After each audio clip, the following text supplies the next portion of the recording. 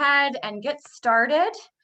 Welcome, good morning on this Ash Wednesday for those of you observing the beginning of Lent, and welcome again to our Advocating with Compassion campaign launch. My name is Sarah Ogletree. I am the Program Coordinator of the Ecological Justice Program and the NCIPL campaign of the North Carolina Council of Churches. And I'm so grateful to be with you as we gear up for this season of prophetic advocacy. As I said, we have a lot of good and important work to do. I am joined today by the President of National Interfaith Power and Light, the Reverend Susan Hendershot. Thank you for being with us, Reverend Hendershot. National Interfaith Power and Light Director of Faithful Advocacy, Jonathan Lacock-Nisley. National Interfaith Power and Light National Field Director, Tiffany Hartung, and Director of NCIPL and the NC Council of Churches Ecological Justice Program, Susannah Tuttle. Thank you all for being with us. We are also joined today by our NC Council of Churches interns for Climate and Environmental Justice, Noelle Bernier of Guilford College and Danny Bahina Bustos of Meredith College. So thank you also, Danny and Noelle, for joining us and helping us in all the ways that you do. We're also, of course, incredibly grateful that you are here with us, that you and your congregations are with us today. So thank you for joining us for this conversation on Zoom or on Facebook Live. Those of you still joining the call, thank you for being here. Welcome. Welcome to our conversation today. We're so grateful that you're here. Please feel free to say hello in the chat, to say hi, to comment on Facebook.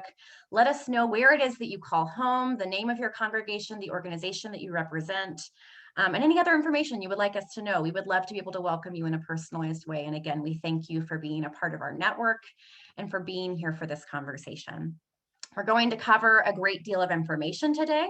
If you have questions as we are speaking, please feel free to put those into the chat where Danny, Noelle, and Susannah will flag them for our Q&A session at the end of our presentation. Noelle and Danny will also be adding links in the chat regarding what we discuss. And those links will be sent to you in a follow-up email in addition to other follow-up resources over the course of the next few weeks. This event will also be recorded, so you will also receive a recording of this event that you can share with your congregations and share with other folks in your network.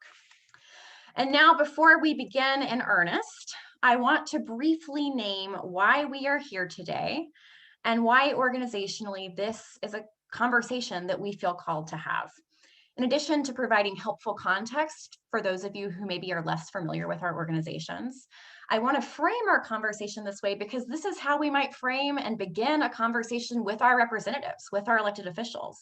We would begin by naming our values, talking about our commitment to this work, talking about who we are, why we do what we do, and introducing the topic at hand. So that's what we'll do now.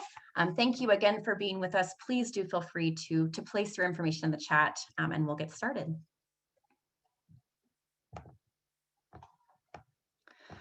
So first, I want to acknowledge that here in North Carolina, as in every part of our country, we are on Indigenous land. Our state is home to the highest Indigenous population east of Oklahoma. And acknowledging that the land we each reside within and depend upon is Indigenous land is one way that we seek to orient ourselves in this work and do the work of justice in our lives.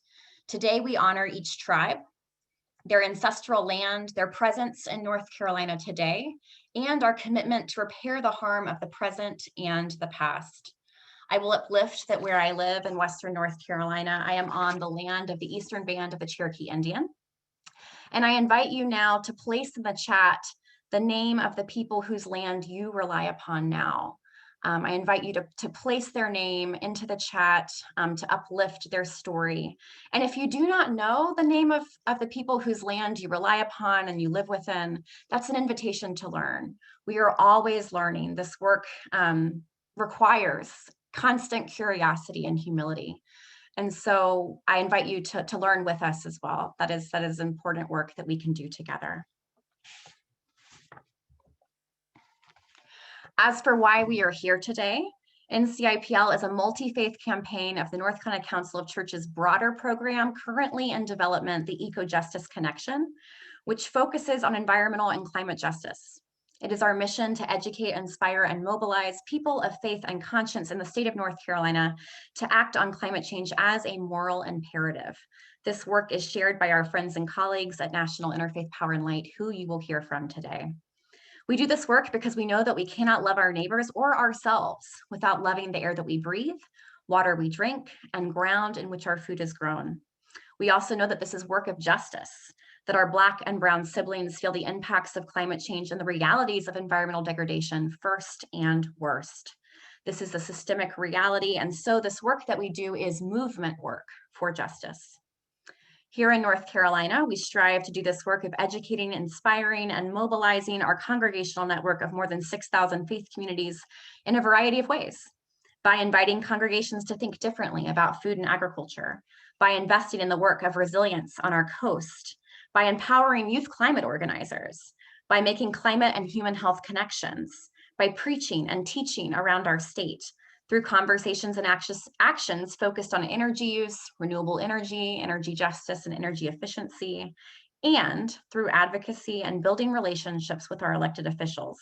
It is this work of advocacy, and particularly the hard and holy work of advocating with compassion, that brings us here today.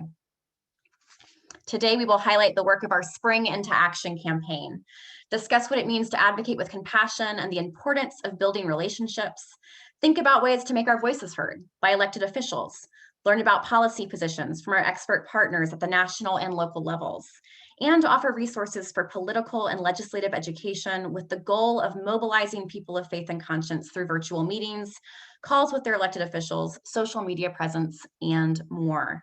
The theme of our campaign is for the love of this world that holds and encompasses each of us in all of our joy and sorrow, for the love of each other and our communities, for the love of each and every species on this planet, for the love of our oceans, our mountains, our children, and our ancestors. We come together today, grounded in love, to advocate for a present and a future that is just, compassionate, and sustainable. Thank you again for being here to do this work alongside of us. There is much work to do. And now I will pass the call to the Reverend Susan Hendershot for our opening and our prayer. Thank you so much, Sarah. I want to express my deep gratitude for North Carolina IPL for putting together this webinar today, and to all of you for attending. 3 years ago, I was able to be in North Carolina for Advocacy Day at the state capitol, and I was so impressed with the commitment of people of faith who were gathered that day.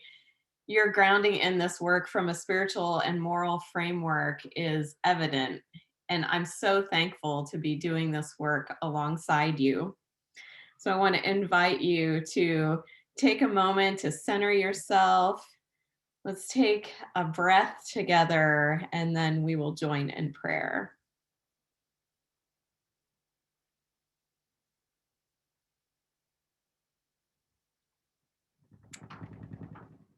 Sacred Spirit, known by many names, come among us this day. Breathe your spirit into us. Help us to see advocacy as a sacred act, one that advances justice and equity in our communities and in your world. Open the hearts, the minds, the spirits of policymakers. Give them understanding that by healing the earth, the water, and the habitats, they are healing all living things. Give us the continued courage to stand up, to show up, to speak up, so that we can preserve the web of life for present and future generations. Blessed be. Amen. Thank you so much, Madam President. What a joy to have you here. Greetings, everyone, and thanks to Sarah for always delivering such a beautiful and grounding opening. Again, I am Susannah Tuttle, Director of North Carolina Council of Churches Eco-Justice Climate Connection. North Carolina Interfaith Power and Light is a primary campaign of our work, And it is with great blessing that we are gathered here online today with all of you and our IPL colleagues who are working on federal policy issues that help guide our work to engage people of faith and conscience in North Carolina at the national, regional, state, and local levels. 2021 marks our 6th year of Advocating with Compassion campaign that we always launch near Valentine's Day, as we also call this work our What I Love campaign. Sarah will be speaking about all our upcoming activities later in the program, and we look forward to working with all of you throughout our season of springing into action. As we all know, to care for creation and to serve the most vulnerable among us are mandates shared by all major religions. It has become increasingly clear that faith-based messages and messengers provide new angles on issues and are able to lead with a neutral, nonpartisan voice of hope-filled faith. The history of social change in this country has shown over and over that the participation and influence of the religious community is profound. NCIPL's advocacy efforts strategically inserts the faith community's voice and influence into climate campaigns. Lifting the faith voice to the front of the climate conversation proclaims that caring for the environment is not just political, it is a spiritual doctrine shared by all faith traditions. NCIPL's Faith in Action movement is supporting lay and ordained faith leaders to develop their individual faith voices to apply to appropriate local and state level energy and climate issues, with goals to develop relationships with elected officials and participate in constructive and collaborative ways to influence energy policy and foster local and statewide resilience. As registered voters, we have unique opportunities to make a difference by becoming more involved in communicating with our elected officials. As a citizen of your city, county, state, and country, there are a lot of elected officials who represent you in different types of elected office. Many people do not know who represents them on each of these levels, and oftentimes finds it very confusing to figure out who these people are. Our journey together as we spring into action aims to support all North Carolinians to help answer the questions of who holds the power to represent you on the federal, state, and local levels. We are in the process of building out a toolkit that will provide access to all the information shared today, as well as overviews on how to interact with the media to amplify our voices of hope-filled faith. So I'm now going to turn it over to Jonathan to share our National IPL Network's IPL federal policy priorities and positions. Thanks so much, Susannah. It's wonderful to be with you all this morning. I have the privilege of representing North Carolina IPL and all of the Interfaith Power and Light affiliates across the country on Capitol Hill, making sure that congressional offices are hearing from people like all of you listening who feel motivated by your faith to act on the climate crisis. And one of the really exciting ways that I get to engage on federal policy is working with other national religious organizations who care about environmental issues. And so throughout this past fall into December, a group of us were working together on what exactly our priorities should be for the coming year. You know, especially once we knew the Biden administration was coming in, we saw this new Congress coming in, we knew that the faith voice needed a unified agenda on environmental issues. And so we'll go through those in just a second, but I wanted to first show you this broad list of the organizations and denominational bodies that have signed on in support of this agenda. So if you see, an organization or a denominational body that you belong to on this list, you can be talking with your local leaders about how this is applicable. So we can go to the next slide.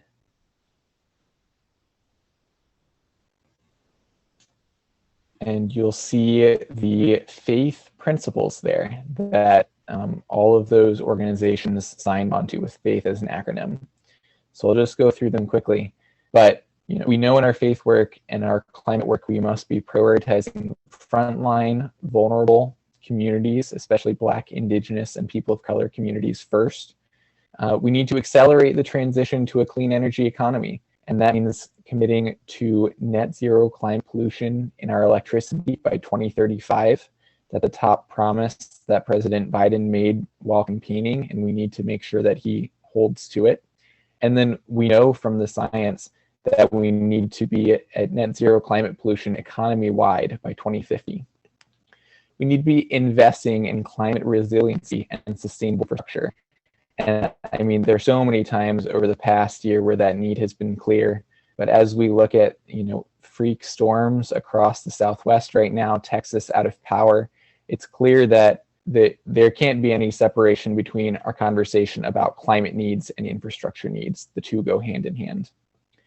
We need to be transitioning our workforce to those clean energy jobs that we know we have to create in caring for creation, and support especially fossil fuel workers in transitioning to those jobs with specific job training.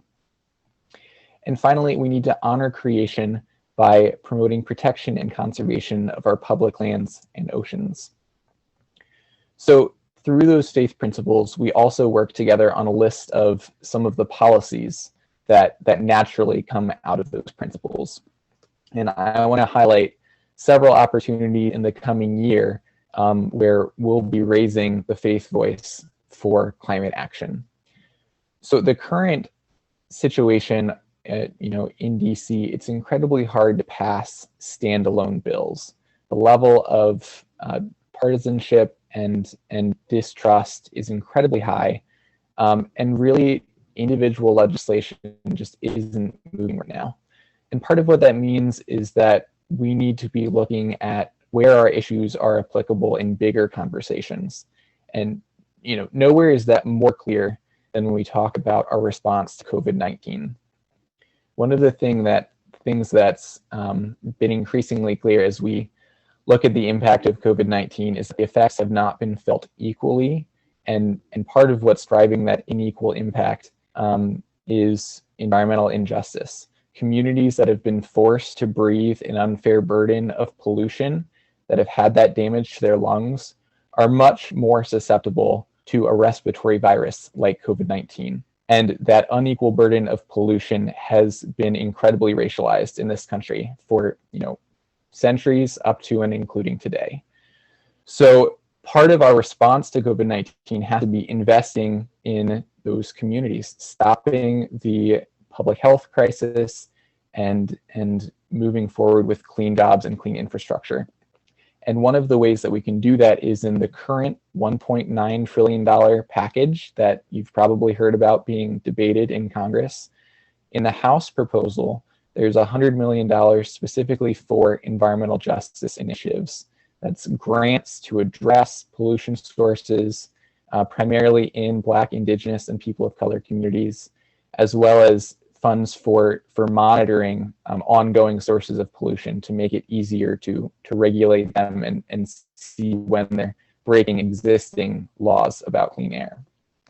So that's something that we can do right away on this package that's currently in Congress. When we look at other opportunities coming up this year, we've already heard from the Biden administration and from congressional leaders that the next step is going to be building back the economy.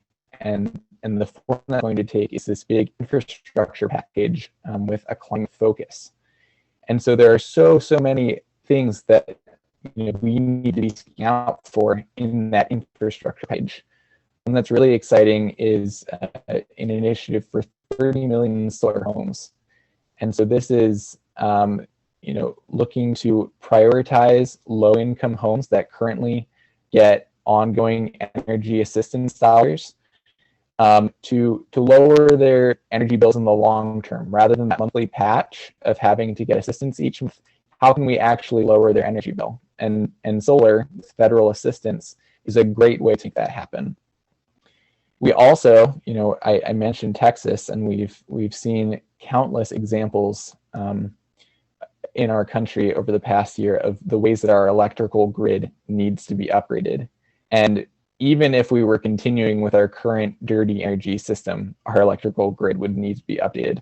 But especially as we're transitioning to clean electricity, we're going to need a new electrical grid that's equipped to deal with wind and solar and storing the energy that comes from above.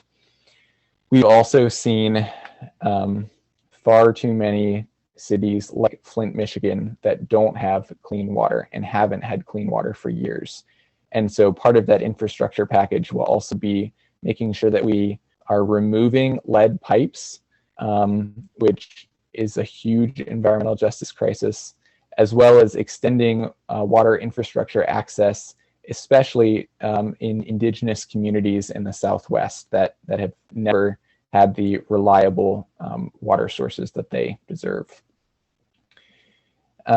Transportation will, of course, be a huge part of any infrastructure package. Investing in electric vehicles and electric charging stations, as well as good public transportation, both within cities and between cities with high-speed rail.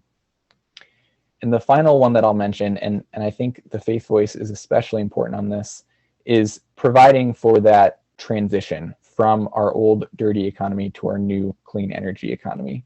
One of the key ways we can support that this Congress is with the Reclaim Act, which is providing funding for job training and cleanup in communities with abandoned coal mines. And so that's, it's incredibly important for those communities that have powered our country for the past 2 centuries and need that assistance now. But it's also an important blueprint for how we can be doing this transition more generally. So that is a very quick overview of some of the things you can be looking for in federal policy this year. And please be dropping any questions you have into the chat.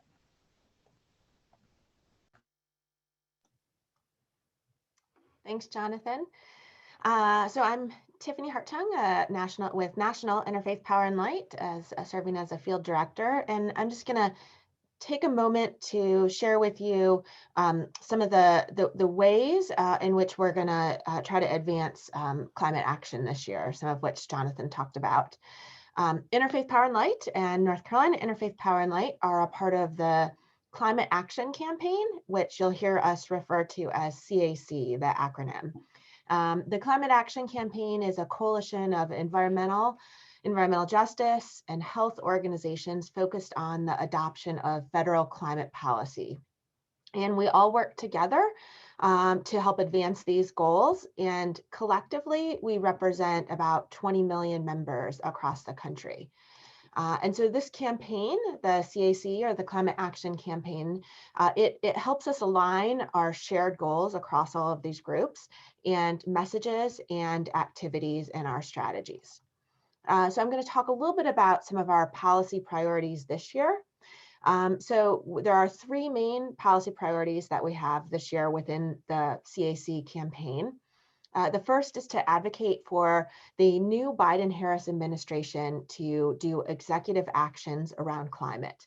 So we have already seen the new administration take several strong executive actions so far. You'll recall that America now is again part of the Paris Climate Agreement. Yay!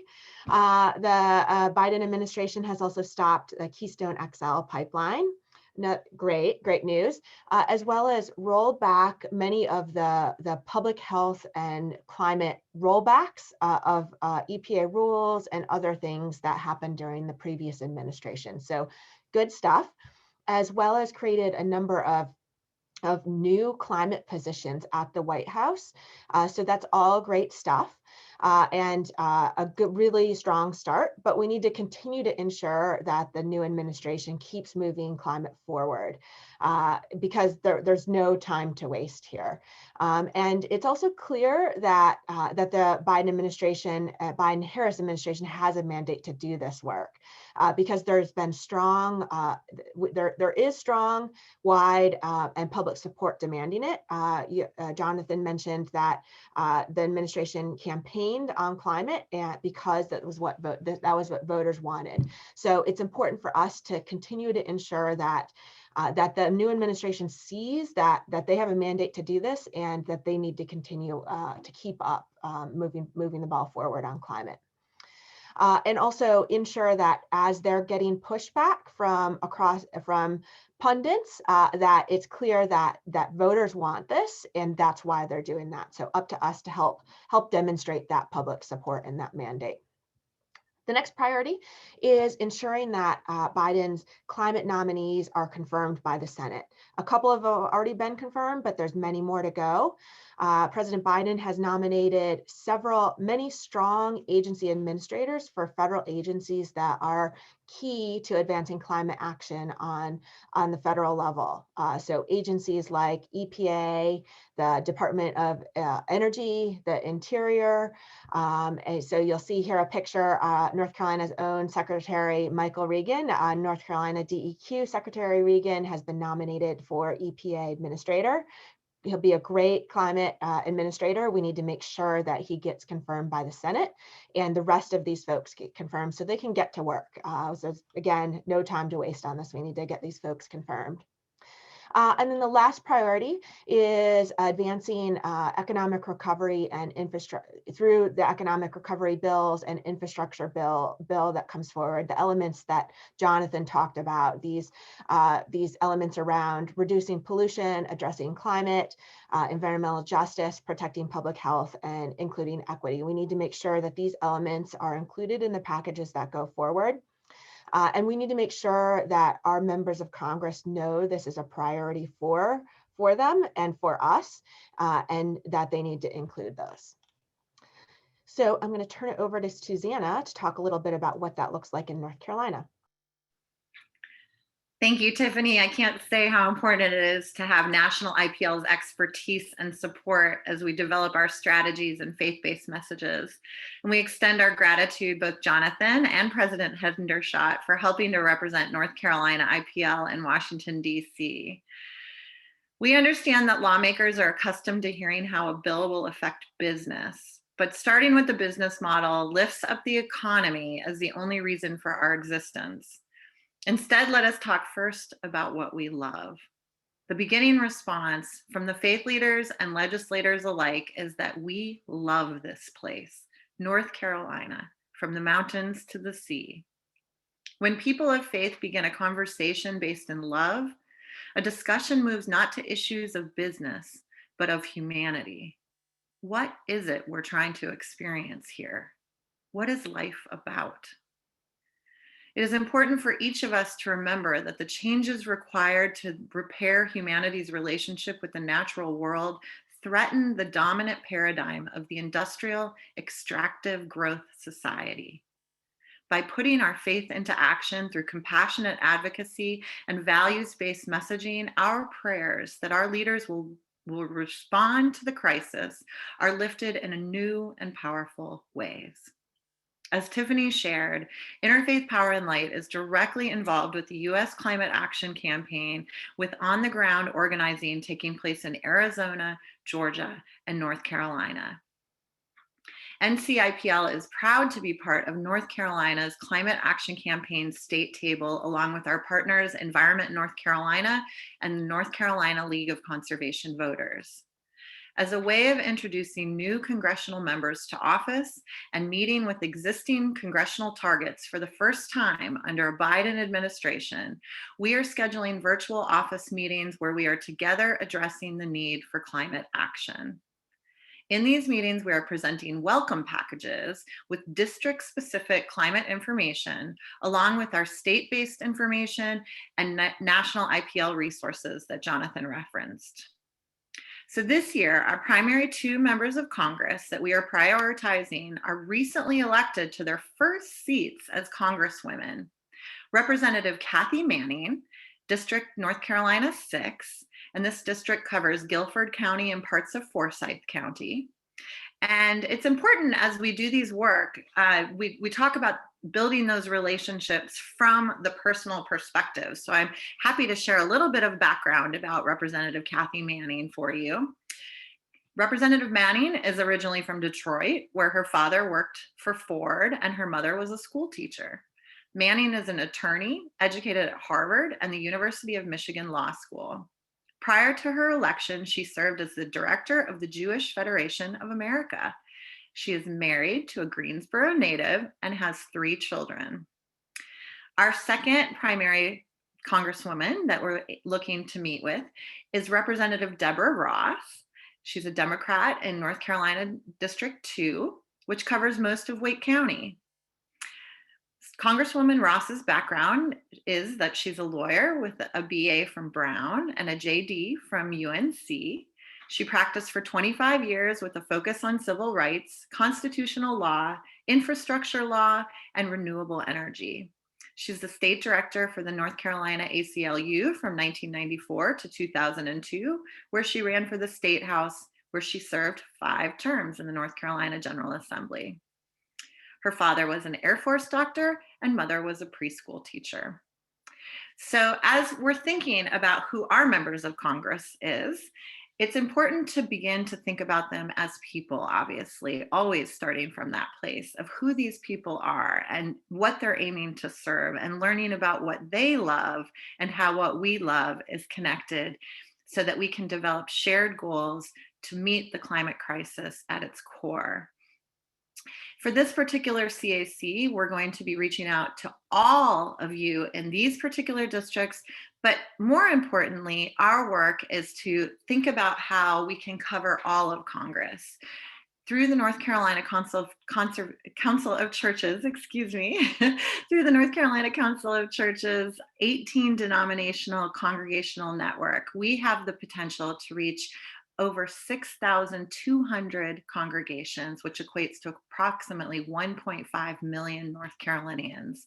And so we're looking to all of you to step up, reach out, connect with us so that we can help connect you to the people that represent you, that hold the power, and can help make decisions that we value most at our local and community congregational levels. So as we go on to the next part of the session to talk about what it means to advocate with compassion, let us take a moment to ponder the concept. The Merriam-Webster Dictionary defines compassion as the emotion that one feels in response to the suffering of others that motivates a desire to help. In the book of the Encyclopedia of Positive Psychology, compassion is often regarded as having an emotional aspect to it, though when based on cerebral notions such as fairness, justice, and interdependence, it may be considered rational in nature and its application understood as an activity based on sound judgment. There is also an aspect of compassion which regards a quantitative dimension, such that individuals' compassion is often given a property of depth, vigor, or passion. As you see on the screen, the etymology of compassion is Latin, meaning co-suffering. More involved than simple empathy, compassion commonly gives rise to an active desire to alleviate another's suffering. That speaks to the role that we play as people of faith, looking to address the causes and consequences and the moral dilemmas of our global climate emergency. This understanding of what is required from those of us that are called to advocate on our behalf of our deepest values calls into a new kind of being, a new way of communicating, and a new way of caring about how we are connected to the public policy process.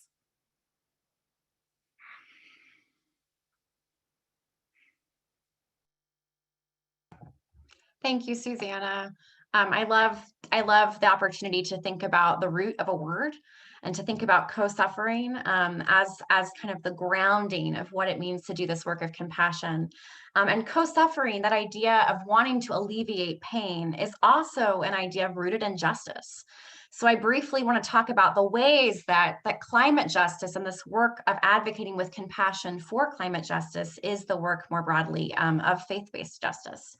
So this work is as grounded in justice because it is work grounded in our values. Like Susannah said, our values, our faith traditions, our spiritualities, and the work of countless colleagues who have committed themselves to doing climate activism in a more just way. As an organization, NCIPL and the Council of Churches uphold the justice, equity, diversity, and inclusion principles, the JEDI principles, which are being placed in the chat now. We encourage you to look at those. We are also guided by the Jemez principles for democratic organizing. These guide our work and they guide our advocacy, and they ensure that we are committed to advocating in a way that honors the experiences of those who are not in the room. The work of advocating with compassion is therefore the work of speaking truth to power and acknowledging the dignity, humanity, and divinity of all people, this relational piece, viewing people as people who love, as people who feel, acknowledging that humanity that we all share. This work can be challenging, it is relational, and it is deeply necessary to moving forward, to building a more just and compassionate world. We also recognize that the work of advocacy is everyday work. This is something I just want to harp on briefly. This was brought up by one of our speakers during our Voting Our Values forums held prior to November's elections. Pancho Bermejo of beloved Asheville named that the work of voting is the work of loving our neighbor each day. In the same way, post-election, the work of advocacy is the work of loving our neighbor each day, the work of calling for love for our neighbor each day, and it's work that we're called to in more ways than one. We must be engaged voters each and every day with our actions, with our advocacy, and not just in these election years. So how will we do this work? We have many tools and opportunities to help us. First, at the end of this month, National IPL will be hosting a training to help constituents learn about lobbying. We hope that you will attend that training. Information is being placed in the chat. It will also be sent to you. This is a great learning opportunity for people of faith and conscience to prepare for advocacy this spring. The link for that event, as I said, is being placed in the chat. Additionally, we and our expert partners are developing resources to help you advocate with compassion this year, as Susannah said. These resources are both policy and process related. At the state level, they will include information about Duke Energy's IRP and next steps for North Carolina's energy landscape, information to take action on those pieces of our current political moment are in the chat as well, or are being placed in the chat. They will also include, these resources will also include ways to help you think about a structure of your meeting. You know, Susannah provided that wonderful information about some of our elected officials, the folks that we want to talk to. Anytime we're having a meeting, we want to help you think about ways to meet those people where they are, to discuss with them who they are, and to make connections. You know, my immediate thought, Susannah, you named that someone went to Chapel Hill, and I thought about all of the UNC fans that I know. That's an opportunity to connect on something. For those of you who are not UNC fans, there are other things we can connect on as well. But those are great opportunities. So we will be developing those resources to help you structure those meetings in a way that is representative of your values, and in a way that helps you build relationships so that we can move forward in this work. We are compiling these resources and we'll be sending these to all of you who've registered for this event, in addition to posting them on our website and sending them in upcoming newsletters. So do make sure that you are on our newsletter list. A link to register for that list, if you are not signed up, is in the chat as well, or will be soon. And all of this ultimately will lead us to our spring advocacy days. This will all lead us to our spring advocacy days, which are going to be held during Faith Climate Action Week, April 16th through the 26th. We hope that during this time, all of our congregations, all of you, and all of the folks that you represent, all of the folks that you are in community with who are motivated to do this work because of your faith and values, will schedule meetings with your elected officials to call for just climate action. We hope that you will use these resources to have deep conversations that call on your leaders, call on the people that represent you to do this work of justice and compassion. We are also creating a social media toolkit with images and sample messages to help mobilize you and our broader network in this event and for this event. We know that social media is an incredible way of speaking to this work, of organizing, and we want to help you utilize that tool in doing this work of prophetic advocacy. Lastly, we hope you will put on your calendar our NC Council of Churches Legislative Seminar and plan to attend to learn about additional policy issues in our state. This work truly is intersectional, so we hope you will also join us April 26th through the 30th for our virtual legislative seminar. So these are a few of the examples of these graphics we are preparing to send out to you and your networks. We are motivated by love, and we are mobilizing with love. That is the message that we want to organize around. We want to come to people with the message of what do you love? Who do you love? And from there, we can find climate connections. We can find ways to talk about this work, and we can do it in a way that is grounded in justice and a vision of equity for all. So this is our mobilization. This is our message. And in addition to sharing with you these graphics and messaging that we craft, we will also be sharing with you social media toolkits put out by the Climate Action Campaign and other partners, images, other sample tweets or sample Facebook posts to help you truly utilize those tools of social media and call for bold action in a variety of ways at different important legislative moments this spring. So again, thank you for your excitement and your enthusiasm and your willingness to do this work with us, to mobilize with love. And now I am going to pass it to Susannah for any questions that we may have. Yes, thanks, Sarah. And huge kudos to Sarah's creativity and her developing skill set and making these incredible infographics. Actually, as part of the 50th anniversary of Earth Day last year, which ended up having to go virtual. So we were grateful that we had so much social resources to use online. Sarah Ogletree, our very own Sarah Ogletree here in North Carolina, developed those images that were used on a national level, and they really went viral. And we're really pleased to be able to use them again in this new way for this new year, for this new administration. How we believe that For the Love of campaign is going to resonate with our current congressional makeup, and the opportunities to actually move forward with some real climate policy in the United States is thrilling. I feel like it's decades in the making, and I know many of you on the call and on Facebook understand how long we've waited for this. The executive orders that we're seeing President Biden sign, some of them faster than I can read them, is just brings joy and hope in a new light and a new way that we've been waiting for. So you can see our contact information is on the screen here.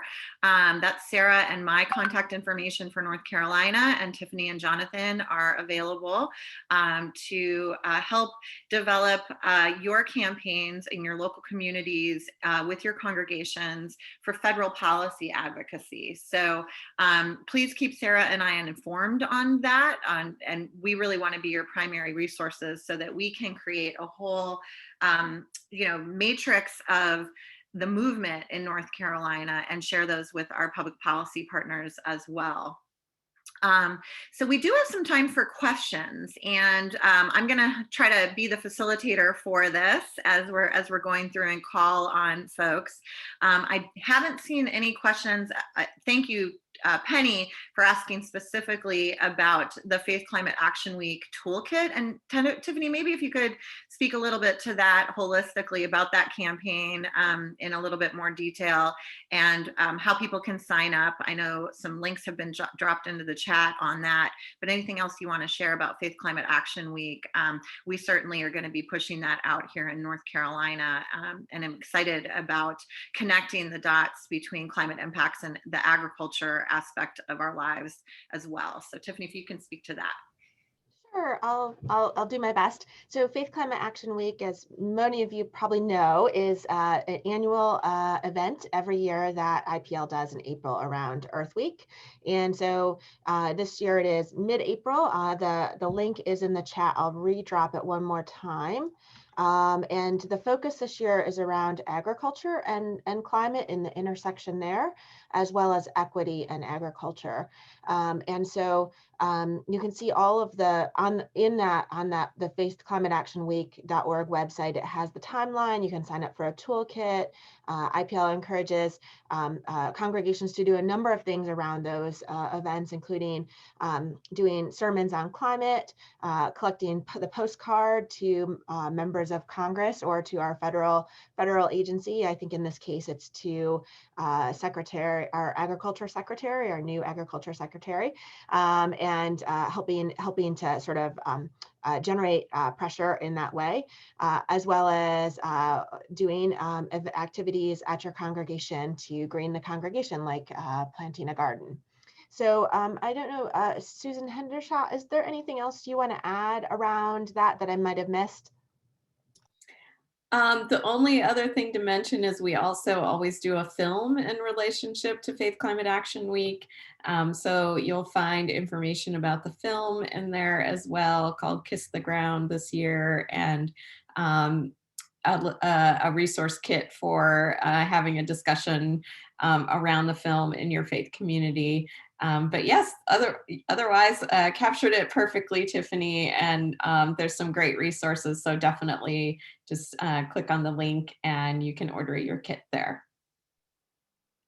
Thanks, President Hendershot and Tiffany. I'm really excited. The intersectionality of all of the issues and all of the sectors that contribute to global climate impacts is something that I know here in North Carolina, particularly agricultural issues, we're most sensitive to as a primarily agricultural based state. So that's going to be really helpful for us to reach a whole new group of people in North Carolina to get involved in climate action. I wanted to address Ellen's question. Thank you very much. Asking if she correctly understands that NCIPL focuses on state and national policy as opposed to local and city. So as North Carolina Council of Churches Eco Justice Connection climate campaign, North Carolina Interfaith Power and Light does serve as a statewide agency. We're actually the only statewide faith-based initiative addressing climate from a justice perspective in North Carolina. Sarah and I are our two full-time employees at the Council of Churches that dedicate all of our time to this program area. And as you can imagine, with just two people, it's often challenging to cover all of the state. But the way that we do that is by really reaching into our local and regional partners. And Sarah, primarily as our program coordinator, is our primary point of contact for congregations and does do speaking engagements all across the state in local congregations. I too have done now many an online service, worship service, and sermons, and I'm happy to do that. And Sarah, I'm going to pass it over to you to talk a little bit about how we're organizing with local leadership from the grassroots up. What we want to be able to do as a statewide agency is to be able to really listen through the values of the Jemez principles and justice, equity, diversity, and inclusion, and be able to bring that all together from a state perspective so that we can lift that up onto the national scale by working with our national IPL network. And be able to bring those federal resources back down into the state and then also distribute them across into the local community. And just briefly before I hand it to Sarah to talk about how she's leading that work, with regards to local and city policy making, that is really where we're leaving it up to the local community itself to inform us of what resources we can provide to support them in that. So Sarah, if you want to speak a little bit more about that, that'd be great. Yeah, thank you. And thank you for the questions. So there's a few things I want to name. One of them is that we are really, we are a statewide, as Susannah said, program and campaign of the Council of Churches. And we work with regional groups that are focused on environmental issues and climate issues, many of them from a place of faith. So those regional groups that are partner organizations of ours are really, really wonderful places to go for those localized kind of policy pieces, those town council meetings, those pieces, they're very plugged in. A couple that I can uplift are the Creation Care Alliance of Western North Carolina, based in the entire western part of the state, Interfaith Creation Care of the Triangle in the Raleigh area, Orange Chatham Interfaith Creation Care in Chapel Hill. If anyone has any others, please do put those in the chat. I would love to know about them, as I'm sure our network would as well. But those groups are going to be great places to go also for those local connections. We as an organization work with all of those groups. So what Susannah was naming in terms of our organizing, we are a grass tops organization, and we also know that grass tops die if they're not connected to the grassroots. We have to have roots in order to have nutrients, in order to have this work, and we have to have that flow of information up and down the stalk. So we organized last year a group of grass tops leaders who are connected to the grassroots doing faith-based organizing. And I help lead monthly calls with Amy Brooks, who is a Green Faith, North Carolina Green Faith organizer. We meet once a month with representatives of Orange Chatham Interfaith and the Creation Care Alliance and Interfaith Creation Care of the Triangle, the Episcopal Church, other denominations, the Quaker, a Quaker community. We meet with these different folks. We have, I think, 12 denominations represented in 5 faiths, and we discuss what's going on in their world locally, regionally, what policy positions we can support each other in, what events we can support each other in. So that is one way that we strive to make sure that we are empowering and listening to the grassroots in our state. But I do really want to uplift those organizations as well for those local connections. And I don't know where you are in the state, but Amy Brooks is also in Charlotte. So I didn't note a group in Charlotte, but she's in Charlotte, and she can also be helpful in that region as well. So if you have any follow-up questions for me, feel free to email me, and I'd love to talk to you. Thanks for that, Sarah. It's been so wonderful to have Sarah. 2 years ago, now almost, a recent graduate from Wake Forest Divinity School. And I just want to lift up Sarah's deep understanding of the theology and use of scripture and the power of how we can communicate through our biblical texts, as well as understand the value and intrinsic inherent worth of all faith traditions. So as we're expanding across the state, leading with that interfaith commitment to be sure that we're reaching out. And as I mentioned earlier, our elected officials are of many faiths, and it's exciting, especially with a new congresswoman who represents the Jewish tradition, to continue to build our relationships with synagogues and communities of faith of all denominations and religious traditions across North Carolina, and really bring that together. That's a key part of our work. I did not see any other questions into the chat. You have a minute or two if you'd like to drop that in. And before I turn it back to President Hendershot for our closing words and prayer, I would like to lift up two exciting executive orders that President Biden has signed since taking office that have received less press than some of the others. They're all wonderful. But this first is, and I'll drop it into the chat, is an executive order on advancing racial equity and support for underserved communities through the federal government. And so let me drop that link into the chat so you all have that. This is tremendous as we prioritize justice, equity, diversity, and inclusion. And this order, when you get a chance to read it, you'll see that Biden gave all of the different departments within the federal government 200 days to do an equity review of their internal workings. And so you can imagine how that's going to play out as far as where we recognize internally as a government that we need to grow into equity and justice areas, and then also help prioritize how we distribute resources across these departments and how that implements us all the way down to the local community and across the country. So very, very excited about that.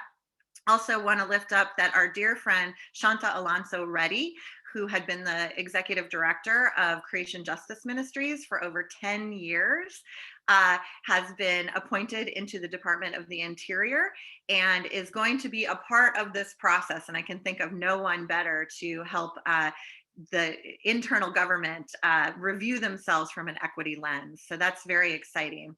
And then next I wanted to drop in, and this is the fact sheet that I'm going to share with you. There is the direct executive order that you can find online once you, I think it's linked to this as well, which is the relaunch of the President Biden's White House Office of Faith-Based and Neighborhood Partnerships. This was an office that that disappeared under the last administration and is now back, and we are very, very excited about it. No doubt President Hendershot will be directly corresponding with the leadership of this office, and I know tomorrow I will be participating in a meeting with an introduction to the leadership of this office. Was invited to participate in that, and the leadership from the White House will be joining the call, including, I'm looking at my invite right here, including the Director of Public Engagement, Cedric Richmond, as well as leadership from the White House Partnership Office, Dr. Cameron Webb, White House Senior Policy Advisor on COVID-19 Equity, will also address the COVID-19 virus and ways to work together on COVID-19 vaccination efforts. And I want to lift up, I know we have some members of the Council of Churches on this call today who are leading our Partners in Health and Wholeness work, and they are actively pursuing relationships with congregations that are willing to serve as COVID-19 testing and vaccination sites across North Carolina. So thank you for your great work on that. So that said, so great to be with you, and I'm going to pass it back to Reverend Hendershot to close us out with a prayer. Wonderful. Thank you so much. This has been such a wonderful event, and I'd like us to replicate it across the country with our affiliates. This is fantastic, and so grateful for all the work putting it together, and again, to everyone for being here today.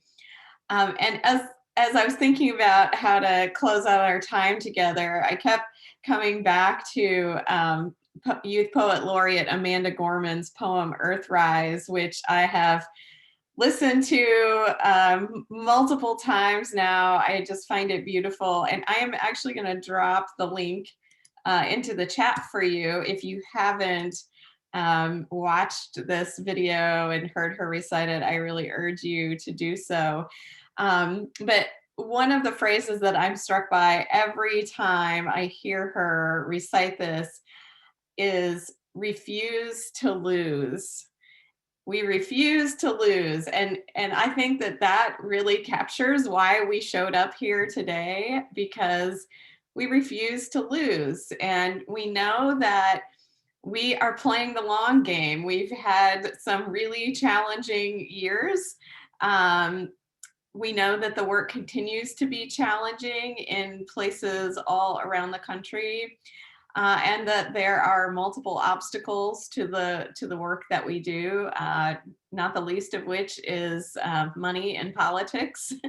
And yet we refuse to lose. And so as I send us all forth today, I just wanted to close us with this blessing. Go with the sacred wind at your back and refuse to lose. Amen. Amen. Thank you all for being with us, for all the work that you do as people of faith and conscience. Look forward to continuing to build this community. Again, thank you to our national IPL leadership, support for our work in North Carolina, and for each of us at home, staying safe and strong during these perilous times where we lift the world up with hope, faith, and love. Amen. Take care and be well. Thank you all. Blessings to all of you. We will send you resources. We're grateful for you and your role in this work. Thank you. Have a blessed day.